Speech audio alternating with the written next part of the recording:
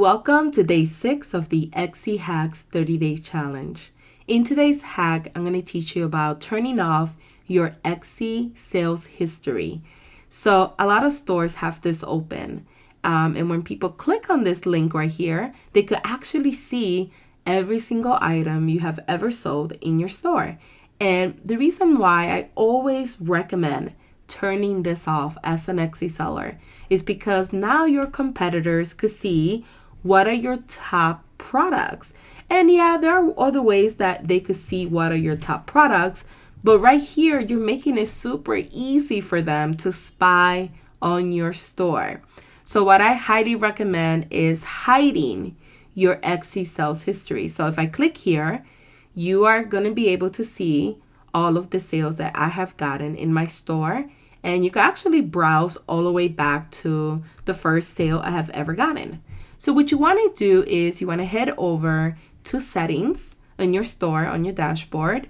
And you want to come to the top where it says options. And you want to go all the way in the bottom where it says want shoppers to be able to see these, the sold listings. You put no, hide them. Now this is only hiding your sales history. It won't turn off how many sales you got, whether it's 0 or 1,000 sales. This is only going to hide your sales history. So once you click here and you save it, if the person goes back to your store and they try to view all of your sales, so I'm going to go ahead and click off.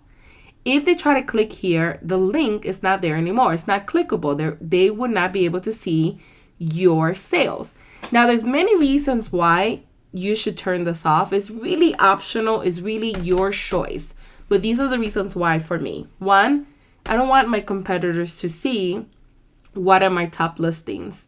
2, I don't want my competitors to know my salary, right? They could actually go in there and calculate all of the sales and kind of get an idea of how much money I make. 3, just for your competition, right? You don't want them to know this information or make it so simple for them to know. And 4 is nobody's business, right? It's your business. So these are some of the top reasons why I always have mine off on all of my stores. I highly recommend turning it off. If you decide to leave it on, it's not the end of the world. Another reason that I just thought about while I'm talking is that maybe you have a listing that you don't no longer sell anymore, and somebody sees that listing and they're like, hey, do you still make this? If you don't make that product anymore, that could potentially turn off the customer when you say, hey, we don't stock that item anymore, or we don't make those products anymore. So that's another reason why you might want to turn it off. Let me know if you knew about this Etsy hack already. If you enjoyed this video, don't forget to like, comment, and share. And I will see you on the next Etsy hack.